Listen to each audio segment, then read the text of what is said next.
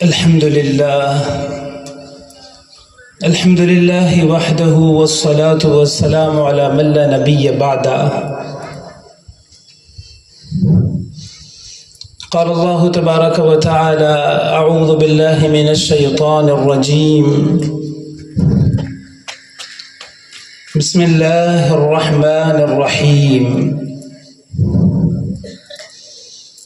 الرحمن علم القرآن خلق الإنسان علمه البيان. صدق اللہ العظیم. اسٹیج پر رونق افروز علماء اعظام، اکابرین امت اور میرے سامنے موجود بزرگان دین اور نوجوان ساتھیوں، مجھے پہلے سے کچھ بھی علم نہیں تھا کہ میں یہاں جلسے میں سماعت کے لیے حاضر ہوں گا، لیکن مجھے بھی پکڑ کر کرسی پر بٹھا دیا جائے گا. حقیقت یہ ہے کہ ذہن میں ایک مرتبہ خیال بھی نہیں آیا کہ مجھے بھی اس کرسی پر بیٹھنا ہوگا، کہ میں پہلے سے کچھ اپنے ذہن اعتبار سے تیاری کر لیتا کہ مجھے بولنا کیا ہے. مجھے تو صرف یہاں جلسے میں حاضری کے تعلق سے دعوت پیش کی گئی تھی. میں اپنے صدر محترم کو لے کر یہاں ان اکابرین کو سننے کے لیے آیا تھا، لیکن اب میں بھی جیسا کہ حضرت نے اس سے پہلے کہا تھا کہ کچھ باتیں جو ذہن میں آئیں گی بے ترتیب بیان کر دوں گا. مجھے بھی اس وقت جو کچھ اللہ کی جانب سے دل میں باتیں ڈالی جائیں گی بہت کم وقت میں بولنے کی کوشش کروں گا. دیکھیے، اس وقت یہ بڑی سعادت کی بات ہے. ہمارا علاقہ نہایت مبارکباد کے لائق اور قابل ہے کہ اللہ تبارک و تعالی نے ہمارے ہندوستان کے تعلق سے مکمل تو میں دعویٰ نہیں کر سکتا، لیکن مدھیہ پردیش جو ہمارا صوبہ ہے اس میں سب سے زیادہ شریعت علوم کے جاننے والے، علوم شریعت کے جاننے والے اور دینی لحاظ سے واقف کاروں کی تعداد اگر دیکھی جائے تو اسی علاقے میں ہے.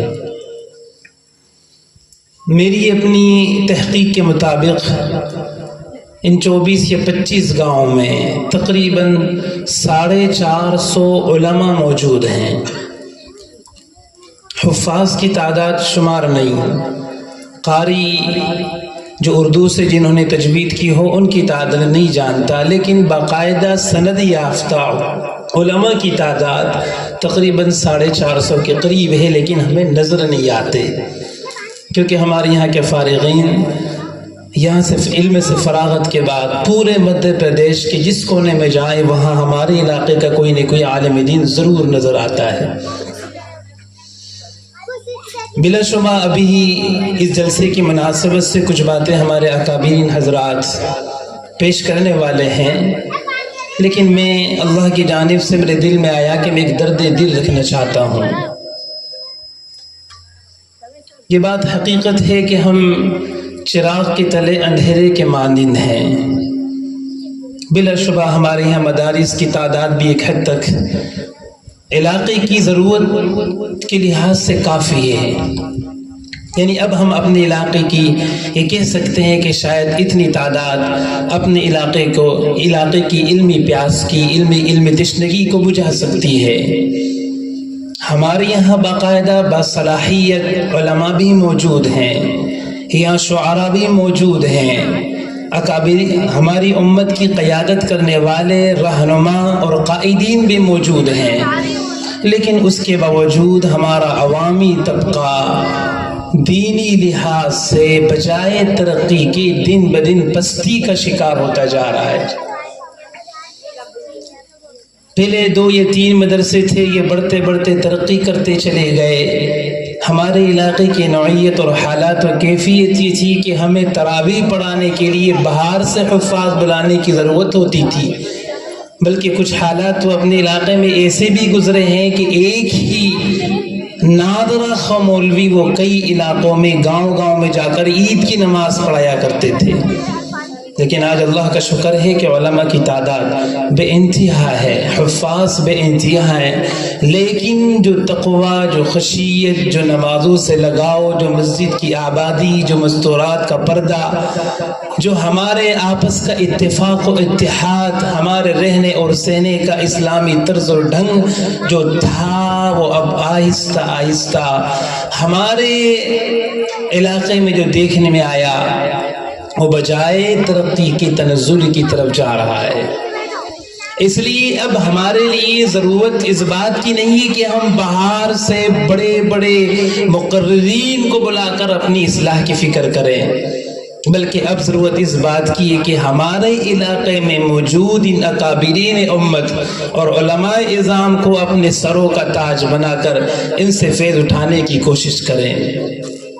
ہمارے علاقے میں آہستہ آہستہ یہی سوچ چل پڑی ہے کہ بھئی یہ مولوی کیا کام کے، وہ بھی جو ایک جملہ استعمال کیا گیا تھا گھر کی مرغی دال کے برابر، وہ بالکل یہی ہماری سوچ بنتی جا رہی ہے۔ حالانکہ میں اگر حقیقت نقل کروں، میرے اپنی تحقیق کے مطابق ہمارے علاقے کی یہ نوجوان فضلاء، جیسے کہ ہمارے مفتی صاحب یہاں بیٹھ کر تقریر کر رہے تھے، یہ تو بڑی عمر والے چھوٹے چھوٹے نوجوان عالم دین جو ابھی فارغ ہوئے ہیں، انہوں نے کئی علاقوں کو چمکا دیا ہے۔ کتنے شرابیوں نے ہمارے ان نوجوانوں کے محنت سے شرابیں ترک کر دی، کتنے بے نمازیوں نے اپنی زندگی کو اللہ کے سامنے سر جھکا کر منور بنا لیا ہے، کتنے علاقے سود اور بیاج لین دین کے اندر مبتلا تھے لیکن وہ آج حلال کمائی کا اڈا بن چکے ہیں، لیکن ہم بجائے ان چیزوں کی طرف آنے کے دن بدن دوری کی طرف جا رہے ہیں۔ اس لیے حضرت بھی آنے والے ہیں، میں باقاعدہ اصلاحیہ حدیث اور قرآن کی آیتیں پیش کر کے کچھ باتیں رکھتا، لیکن ظاہر سے بات ہے مجھے وقت بہت کم دیا گیا۔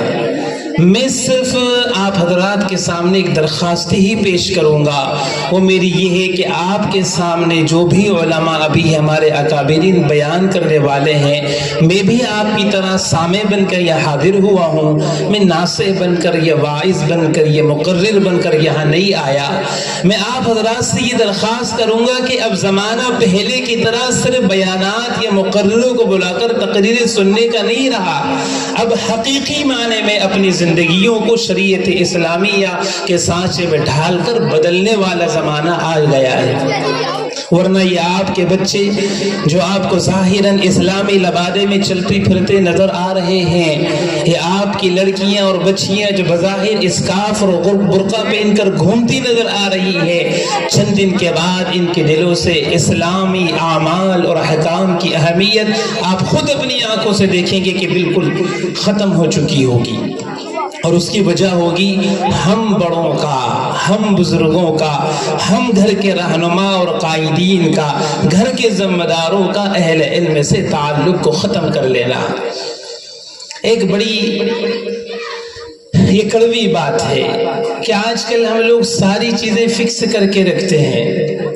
ہم لوگوں نے ہمارے گھر کے راشن کے لیے باقاعدہ دکانیں فکس کر رکھی ہیں کہ گھر کی چائے پتی، شکر، چاول، دال، دلیہ، جو کچھ بھی ضرورت ہوگی فلاں دکان پہ میرا کھاتا ہے اور وہاں سے مستقل ہمارا سارا سامان آتا ہے۔ ہمیں چپل کی ضرورت ہے، ہم نے ایک دکان کو طے کر لیا کہ گھر کے سارے افراد کے چپل وہیں سے لائے جاتے ہیں۔ گھر والوں کے کپڑوں کی ضرورت ہوتی ہے، کپڑوں کی دکان ہم نے فکس کر رکھی ہے۔ اگر ہمیں علاج کی ضرورت ہے، ہم نے ڈاکٹر، اطباء اور حکماء کو بھی متعین کر رکھا ہے۔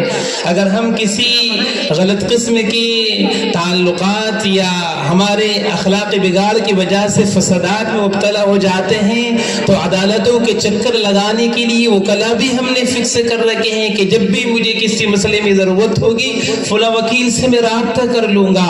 لیکن اگر کسی چیز کی کمی ہے تو وہ یہ ہے کہ ہم نے اب تک اپنی زندگی کے رہنمائی کے لیے کسی عالم یا مفتی کو طے نہیں کیا کہ جب بھی مجھے کوئی مسئلے کی ضرورت ہوگی میں فوراً فون سے رابطہ کر کے یا ان کی خدمت میں حاضر ہو کر اپنے اس مسئلے کو معلوم کر کے اپنے گھر والوں کو اور خود بھی اس مسئلے پر عمل کر سکوں گا۔ حالانکہ بہت سے لوگ ایسے ہیں آج بھی ماشاءاللہ جنہوں نے باقاعدہ علماء کو، مفتیوں کو اپنے گھر کے لیے باقاعدہ فکس کر رکھا ہے. جس طرح ہم نے ڈاکٹر طے کر رکھے، راشن کے لیے دکانیں طے کر لی ہیں، عدالتوں کے چکر لگانے کے لیے وکیل طے کر رکھی. ابھی بھی ماشاءاللہ ایسے دینی سمجھ رکھنے والے لوگ موجود ہیں جو ہر مسئلے کو فون سے یا خدمت میں حاضر ہو کر علماء سے حل کرواتے ہیں. لیکن ہماری تمام تر لڑائیوں جھگڑوں میں یا دیگر قسم کے معاملات میں بجائے علماء کو اپنا بڑا سمجھ کر ان سے فیصلے کروانوں کے عدالتوں کے چکر لگا رہے ہیں. یہ بڑے تعجب کی بات ہے. ایک یہی کے عالم صاحب نے مجھے بتایا تھا، ایک مرتبہ ان کا شاہجہاں میں کسی معاملے کو لے کر حاضری ہوئی. وہاں ایک وکیل نے انہیں بتایا کہ ہم اتنے سارے کیس لڑتے ہیں، عدالتوں میں ہم جاتے ہیں، لیکن آپ کے جو علاقہ ہے بقاین خردون نپانے والا، آپ کے علاقے کا 3/4 حصہ مال صرف عدالتوں میں لگ رہا ہے. 3/4 مال. یہ چیز چھوڑیں، ہم نے دین کے خاطر کتنا خرچ کیا. میں ایک موٹی سی آپ کو آنکڑا بتاتا ہوں. شاید میرا یہ ماننا ہے کہ 10 لاکھ 20 لاکھ روپے سال کے ہم اڈانی اور امبانی کو دے دیتے ہوں گے. ہم ہر مہینے موبائل میں ریچارج کرواتے ہیں. ایک گھر کے اندر اگر 3 موبائل اگر ہوں تو 900 روپے کا کم از کم موبائل ہمیں آپ ریچارج کروا لیتے ہیں. اب اتنا بڑا گاؤں ہے، اگر ہر مہینے کے اگر آپ اس پورے ٹارگٹ کو جوڑیں تو لاکھوں روپے ہمارا علاقہ موبائل پر خرچ کر رہا ہے، جبکہ اس کے بغیر بھی گھر کے ایک موبائل سے ہماری ضرورت انٹرنیٹ کی پوری ہو سکتی ہے. لیکن دین کے خاطر آج ہمارے علاقے کے اندر بھی یہ دیکھنے میں آ رہا کہ جہاں دینی تقاضوں پر مال کے تعلق سے قربانی پیش کرنے کی بات کہی جاتی ہے، تو جو سخاوت ہے، جو فیاضیہ ہمارے دلوں میں پہلے زمانے میں تھی، اب آہستہ آہستہ مان پڑتی جا رہی ہے. غرضے کے خلاصہ یہ کہ اب ہمیں پہلے کی طرح باہر سے بڑے بڑے مقررین، واعظین، اکابرین کو بلوا کر اسٹیج سجا کر بلا شبہ ہم لائیں. لیکن میں یہ کہتا ہوں کہ اگر پورے علاقے میں 2-4 جلسے آپ فقط کر لیں جس میں ہمارے اکابرین کا دیدار ہمیں نصیب ہو جاوے، لیکن کم از کم علاقے کے حالات کی تبدیلی کے لیے کچھ اس طرح کی اصلاحی مجلسیں بھی قائم کریں. کل ہی بھی آپ غور کر لیں، ہمارے یہاں جلسے ہوئے، کتنے لوگوں نے نمازیں پڑھی ہوں گی. کل مجھے بڑا تعجب ہوا جب میں نے شام کو عشاء کے وقت کچھ لوگوں سے معلوم کیا تم فلاں جلسے میں گئے تھے. بھئی جلسے میں جانے کا مقصد تو کھانا کھانا تو نہیں ہوتا. جلسے میں آنے کا مقصد تو علماء اکابرین امت کے بیانات کو سن کر اپنی زندگی کو بدلنے کے فیصلے کرنے، توبہ طائب ہو کر اللہ تعالیٰ کا نیک بندہ بننے کے لیے ہم وہ شریک ہوتے ہیں. لیکن انہوں نے بتایا کہ جلسے میں آتے ہوئے 3 نمازیں ہماری قضا ہوئیں، اور تینوں نمازوں کے وقت ہم نے گاڑی رکوانے کی کوشش کی. لیکن بڑے سمجھدار قسم کے لوگ کہنے لگے کہ نہیں، ہمیں دودھ لگانا ہے، ہمیں یہ کام کرنا ہے، گاڑی کہیں نہیں رکھے گی. وہ وہاں سے لے کر یہاں تک 3 نمازیں بغیر کسی حزن و ملال اور رنج کی وہ چھوڑتے ہوئے آئے. بڑے تعجب کی بات ہے کہ ہم جلسے جلوس ہم جو کر رہے ہیں اس علاقے کے اندر، لیکن نمازوں کے ہمارے لالے پڑے ہوئے. دیگر چیزوں کے اعتبار سے ہم غور کر لیں. اس لیے میرے بھائیوں، مدارس کے جلسے جو ہو رہے ہیں وہ اپنے علم مظاہرے کے لیے ہوتے ہیں، اس پہ اکتفا کریں. عوامی جلسے جو آج کل ہمارے یہاں ہونے لگے ہیں، صرف ایک دوسرے کی ہور اور ضد کے اندر کے فلانے علاقے والوں نے کیا، ہم بھی ایسا جلسہ کر کے دکھائیں گے. یہ چیز بڑی غلط ہو رہی ہے. امت کا مال ضائع ہو رہا ہے. اپنے آپ کو سنوارنے کی ضرورت ہے، اپنے گھر کے حالات کو سدھارنے کی ضرورت ہے. ہمیں اپنے بچوں، اپنے گھر والوں، اپنی مستورات و خواتین کی فکر کرنے کی ضرورت ہے. بیانات پہ اکتفا کرنا مقصود نہیں ہے. ان بیانات کو سن کر عملی لحاظ سے اپنے اندر تبدیلی لانے کی عزائم کرنے کی ضرورت ہے. اس لیے میں اس وقت، کیونکہ میں نے پہلے ابتداءً آپ نے بات کو رکھ دیا تھا کہ میں باقاعدہ یہاں کوئی تقریر پیش کرنے کے لیے حاضر نہیں ہوا تھا. میں بھی آپ کی طرح ایک طالب علم ہوں، ہمارے اکابرین امت سے استفادے کے لیے حاضر ہوا تھا. میرا کوئی مقصد بیان کرنا نہیں تھا, مجھے یہاں بٹھایا گیا. بس میں یہ درخواست کروں گا کہ جب آپ آ گئے ہیں, اتنا بڑا علاقہ, لیکن یہ گنتی کے لوگ جو یہاں حاضر ہوئے ہیں, آپ نے اپنے وقت کی قربانی دے ہی دی ہے, تو اس نیت کے ساتھ بیٹھے کہ انشاءاللہ جو بھی عالم دین یہاں جو کچھ دین کی باتیں بتائیں گے, اس کو آج ہی سے اپنی عملی زندگی میں لا کر میں اپنی زندگی کو تبدیل کروں گا, اور اللہ تعالیٰ کا نیک بندہ, صالح بندہ, اللہ کی نگاہ میں برگزیدہ بندہ بننے کی کوشش کروں گا. جو کچھ باتیں میں نے ٹوٹی پھوٹی عرض کی ہیں, اللہ مجھے اور آپ سبھی کو ان تمام باتوں پر عمل کرنے کی توفیق عطا فرمائے. وآخر دعوانا الحمدللہ رب العالمین.